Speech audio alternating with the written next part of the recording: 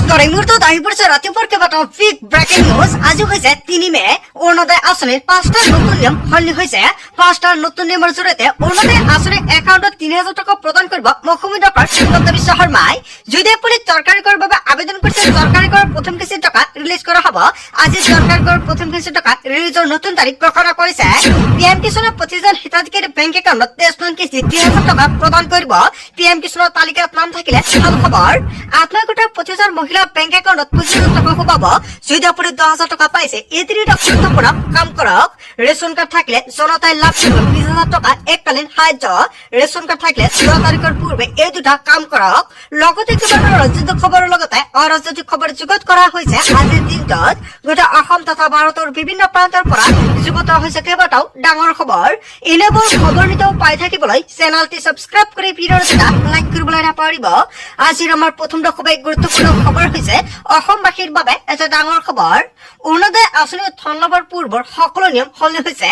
আগতে অৰুণোদয় আঁচনি একাউণ্টত 1250 টকা লাভ কৰিছিল, কিন্তু এতিয়া অৰুণোদয় আঁচনিৰ পূৰ্বৰ সকলো নতুন নিয়ম সলনি হৈছে। নতুন নিয়মেৰে আপুনি লাভ কৰিব অৰুণোদয় আঁচনিৰ ধনৰাশি। এতিয়াৰ পৰা অৰুণোদয় আঁচনিৰ প্ৰতিগৰাকী হিতাধিকাৰীৰ একাউণ্টত 1250 টকাৰ পৰিৱৰ্তে 3000 টকা প্ৰদান কৰিব আৰু এই টকা নতুন নিয়মৰ প্ৰদান কৰিব ৰাজ্যৰ মুখ্যমন্ত্ৰী ডক্টৰ হিমন্ত বিশ্ব শৰ্মাই। কি 5টা নীতি নিয়ম পালন কৰিব লাগিব ধন লাভৰ বাবে। প্ৰতিগৰাকী অৰুণোদয়ৰ হিতাধিকাৰী কৰিব লাগিব KYC। যদি আপুনি যেন অৰুণোদয়ৰ হিতাধিকাৰী, আপুনি KYC আপডেট কৰিছে নে? যদি আপুনি কৰিছে, পুনৰ কৰিব নালাগে। যিসকল হিতাধিকাৰী কৰা নাই, নতুনকৈ KYC আপডেট কৰক। এক্টিভ মোবাইল নম্বৰ দিব লাগিব পৰৱৰ্তী পুনৰ সময়তে।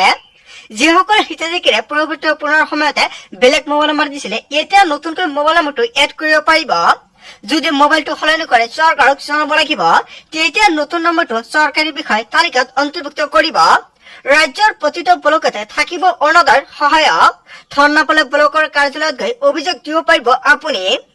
অভিযোগৰ বাবে চৰকাৰৰ তৰফৰ পৰা মুকলি কৰা হৈছে হেল্পলাইন নম্বৰ। অৰুণোদয় আঁচনিৰ ধন লাভৰ বিসংগতি হলে ঘৰৰ পৰাই দিব পাৰিব অভিযোগ আপোনালোকে। পূৰ্বতে অৰুণোদয় পাই থকা লোকৰ মৃত্যু হলে পৰিয়ালে পাব এতিয়া অৰুণোদয় আঁচনিৰ সুবিধা। আপোনাৰ ঘৰত যিজন ব্যক্তি অৰুণোদয় আঁচনি পায়, যদি সেই মুৰব্বীজনৰ মৃত্যু হয়, তেনে ক্ষেত্ৰত সেই ঘৰৰ আন এজন ব্যক্তিয়ে পাব অৰুণোদয় আঁচনিৰ সুবিধা। হেল্পলাইন নম্বৰত জনাই দিলে সমাধান কৰি দিব বিষয়াই। নতুন নিয়মেৰে আপুনি লাভ কৰিব অৰুণোদয় আঁচনিৰ ধনৰাশি। 1250 টকাৰ পৰিৱৰ্তে 10 মেত প্ৰতিগৰাকী অৰুণোদয় হিতাধিকাৰীৰ একাউণ্টত 3000 টকা প্ৰদান কৰিব। যদি আপোনাৰ নাম অৰুণোদয় আঁচনিৰ তালিকাত অন্তৰ্ভুক্ত হৈছে, তেন্তে আপোনাৰ বাবে এটা ভাল খবৰ আহি পৰিছে। আজিৰ ভিডিঅ'টো যিমান পাৰে সকলোৱে বেছিকৈ শ্বেয়াৰ কৰি দিব। তাৰ পিছত অসমবাসী ৰাজুক জনজমাৰ পৰৱৰ্তী খুবেই গুৰুত্বপূৰ্ণ খবৰ, লগতে এটা ডাঙৰ খবৰ। চৰকাৰী ঘৰ নোপোৱা সকলৰ বাবে আহি গল ভাল খবৰ।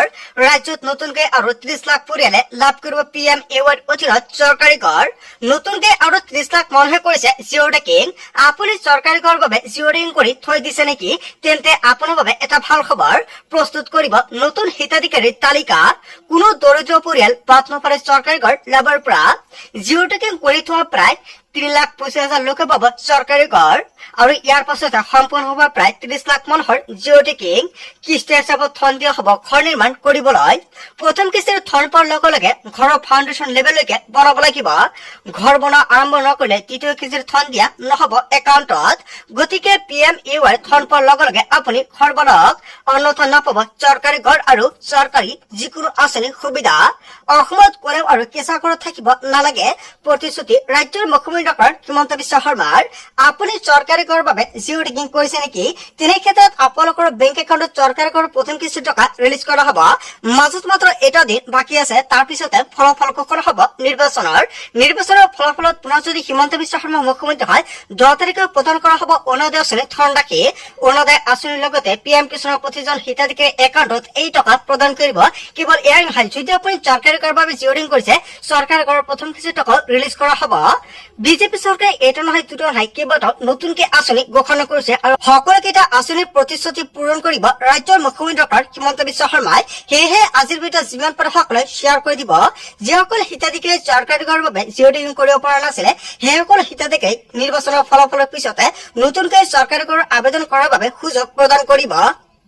তাৰ পিছত অসমবাসী ৰাইজক জনাইছো আমাৰ পৰৱৰ্তী অসমৰ গুৰুত্বপূৰ্ণ খবৰ লগতে এটা ডাঙৰ খবৰ PM কিষাণ সন্মানীয় ধন লাভ কৰা সকলৰ বাবে আহি গৈছে ডাঙৰ খবৰ 23 নং কিস্তি লাভৰ বাবে শীঘ্ৰে পঞ্জীয়ন কৰক আপোনাৰ নাম অন্যথা বঞ্চিত হ'ব পাৰে 23 নং কিস্তিৰ ধন লাভৰ পৰা পঞ্জীয়ন নকৰা কৃষকে নাপাব 23 নং কিস্তিৰ ধন ৰাখি পঞ্জীয়ন কৰাৰ পিছতে ঘৰতে আপোনাৰ আবেদনৰ স্থিতি পৰীক্ষা কৰক কিদৰে পৰীক্ষা কৰিব আপুনি প্ৰথমতে PM কিষাণৰ অফিচিয়েল ৱেবছাইট pmkisan.gov.in লৈ যাওক আৰু হোম পেজত থকা ফাৰ্মাৰ কৰ্ণাৰলৈ যাওক ইয়াৰ পিছতে status of self registered farmer by CSC farmer প্ৰথমত আপুনি ক্লিক কৰক নতুনকৈ খোল খোৱা ফৰ্মখনত আপোনাৰ 12 অংকৰ আধাৰ নম্বৰটো লিখি দিয়ক আৰু কাষত দিয়া কেপচা কোডটো শুদ্ধকৈ সন্নিৱিষ্ট কৰক আৰু শেষত সাৰ্চ বুটামত ক্লিক কৰি আপোনাৰ আবেদনৰ বৰ্তমান স্থিতি দেখিবলৈ পাব যদি আপোনাৰ পৰীক্ষা কৰি থকা হৈছে তেন্তে পেন্ডিং ফৰ এপ্ৰুভেল বুলি আহিব সম্পূৰ্ণ পৰীক্ষাখনে এপ্ৰুভড বাই ডিস্ট্ৰিক্ট বাই ষ্টেট বুলি আহিব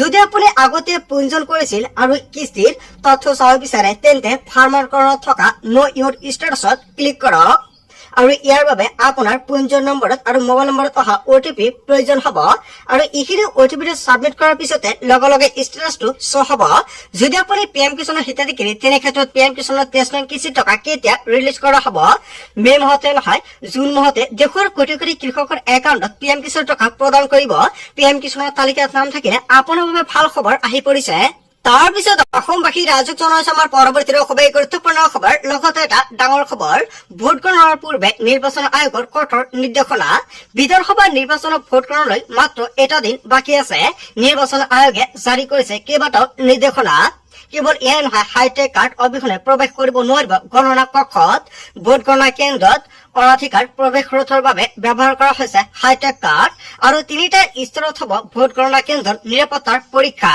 প্ৰথম আৰু দ্বিতীয় স্তৰত ৰিটাৰ্নিং পৰিচয় পত্ৰ পৰীক্ষণ আৰু তৃতীয় স্তৰত কেৱল এয়াই নহয় স্ক্ৰিন কৰা হ'ব QR কোড সংলগ্ন পৰিচয় পত্ৰ আৰু QR কোড স্কেন কৰিহে প্ৰৱেশ কৰিব পাৰিব গণনা কক্ষত প্ৰাৰ্থীৰ পৰা গণনা কৰ্মী সকলোৰে বাবে বাধ্যতামূলক এই কাৰ্ড আৰু QR কোড ভিত্তিক ফটো সংলগ্ন পৰিচয় পত্ৰৰ লগত ৰাখিব লাগিব ফলাফল ঘোষণাৰ পাছত বিজয় সমদলৰ ওপৰত নিৰ্দেশনা নিৰ্বাচনী আয়োগৰ অনুমতিৰ ভিত্তিতে প্ৰৱেশ কৰিব পাৰিব সংবাদ মাধ্যম আৰু ভোট গণনাৰ পূৰ্বে নিৰ্বাচন আয়োগৰ কঠোৰ নিৰ্দেশনা বিধানসভা নিৰ্বাচনৰ ভোট গণনাই মাত্ৰ এটা দিন বাকী আছে কাইলৈ ঘোষণা কৰা হ'ব ফলাফল আৰু ইয়াৰ আগতে SOP প্ৰকাশ কৰিছে নিৰ্বাচন আয়োগৰ ফালৰ পৰা তাৰ পিছত অসমবাসী ৰাইজক জনাইছো আমাৰ পৰৱৰ্তী খুবেই গুৰুত্বপূৰ্ণ খবৰ লগতে এটা ডাঙৰ খবৰ 1 মেৰ পৰা 4 মেলৈ বতৰ চলাব তাণ্ডৱ অসমত হ'ব পাৰে বান সদৃশ পৰিস্থিতি 4 মেত অসমত নিৰ্বাচনী ফলাফল ঘোষণাৰ দিনটোত এলাৰ্ট জাৰি কৰা হৈছে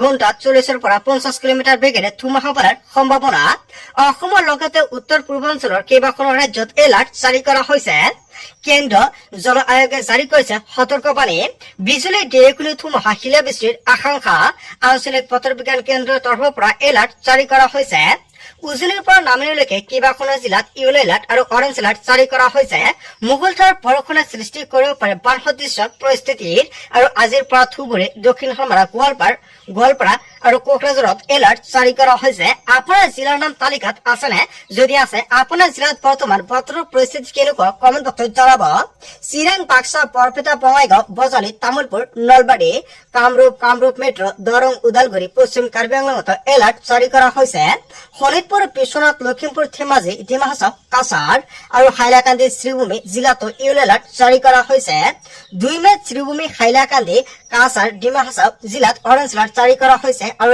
1 মেৰ পৰা 4 মেলৈ বতৰ চলাব তাণ্ডৱ বৰ্তমান আপোনাৰ অঞ্চলৰ পৰিস্থিতি কেনেকুৱা কমেণ্ট কৰি জনাবলৈ নাপাহৰিব তাৰ পিছত অসমবাসী ৰাইজক জনাইছো আমাৰ পৰৱৰ্তী খুবেই গুৰুত্বপূৰ্ণ খবৰ লগতে এটা ডাঙৰ খবৰ আজিৰ পৰা সলনি হৈছে ৰন্ধন গেছৰ কেইবাটাও নতুন নিয়ম বুকিং আৰু ডেলিভাৰীক লৈ আহি গ'ল নতুন নিয়ম OTP অবিহনে লাভ নকৰিব ৰন্ধন গেছৰ চিলিণ্ডাৰ 1 মে অৰ্থাৎ আজিৰ পৰা OTP নোহোৱাকৈ নাপাব চিলিণ্ডাৰ আপুনি ৰন্ধন গেছৰ চিলিণ্ডাৰ বুকিং কৰিলে যদি বুকিং কৰাৰ সময়ত কিবা সমস্যা হৈছে কমেণ্ট কৰি জনাব পাৰে সহায় কৰা হ'ব চিলিণ্ডাৰ বুক কৰাৰ পাছত আপোনাৰ মোবাইললৈ যাব OTP ৰেজিষ্টাৰ্ড মোবাইল নম্বৰত আপুনি লাভ কৰিব OTP ডেলিভাৰীৰ সময়ত আপুনি সেই OTP ক'ব লাগিব লগতে আপোনাৰ একাউণ্টত যদি সাবচিডি টকা জমা নহয় সেয়া আপুনি কি কৰিলে লাভ কৰিব সেয়া ভিডিঅ'টোৰ শেষত জনাই দিয়া হ'ব ৰচিদ দেখুৱালে OTP দিয়াটো বাধ্যতামূলক কেৱল ইয়াৰ নহয়, চহৰ অঞ্চলত 21 জনৰ পৰিৱৰ্তে 25 জনলৈ বৃদ্ধি হৈছে গেছ বুকিঙত সময়, আৰু 2টা চিলিণ্ডাৰ বুকিঙৰ সময়সীমা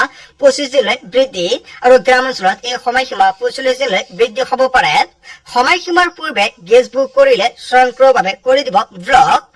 আৰু OACL লগতে BPCL আৰু SPCL কোম্পানীয়ে প্ৰতি মাহতে 1 তাৰিখে কৰিব আপডেট, আৰু গেছ বুকিঙৰ নিয়ম আৰু মূল্য সন্দৰ্ভত আপডেট দিব LPG কোম্পানীয়ে। গ্ৰাহকলৈ জৰুৰী নিৰ্দেশনা জাৰি কৰিছে LPG কোম্পানীয়ে। নিজৰ ৰেজিষ্টাৰ্ড মোবাইল নম্বৰ গ্ৰাহকক সক্ৰিয় ৰখাৰ বাবে আহ্বান জনাইছে। গেছ বুকিঙৰ পূৰ্বে চেক কৰক পূৰ্বৰ চিলিণ্ডাৰ বুকিঙৰ সময়, আৰু গেছ ডেলিভাৰীৰ সময়ত মনত ৰাখক OTP, আৰু উজ্জ্বলা আঁচনিৰ হিতাধিকাৰীয়ে আধাৰ কাৰ্ড আৰু EKYC আপডেট কৰাটো বাধ্যতামূলক। চিলিণ্ডাৰ কলাবজাৰ নাইকিয়া কৰাৰ বাবে এই পদক্ষেপ গ্ৰহণ কৰিছে। আৰু আজিৰ পৰা সলনি হৈছে ৰন্ধন গেছৰ নতুন নিয়ম। 1 মে'ৰ পৰা কেইবাটাও নতুন নিয়ম কাৰ্যকৰী হৈছে। তাৰ পিছত অসমবাসী ৰাজত্ব লৈ চমাৰ পৰৱৰ্তী খুবেই গুৰুত্বপূৰ্ণ খবৰ, লগতে এটা ডাঙৰ খবৰ। আজি হঠাৎ জৰুৰীকালীন সতৰ্কৰে বাজি উঠিব আপোনাৰ মোবাইল ফোন। আপোনাৰ মোবাইল ফোন বাজি উঠিলে দুৰ্যোগৰ জৰুৰীকালীন সময়ত হ'ব লাগিব আপুনি সতৰ্ক। আজি চৰকাৰে ভাৰতত মুকলি কৰিব বিশেষ এলাৰ্ট চিষ্টেম। ৰাষ্ট্ৰীয় দুৰ্যোগ ব্যৱস্থাপনা কৰ্তৃপক্ষৰ এয়া এক পৰীক্ষা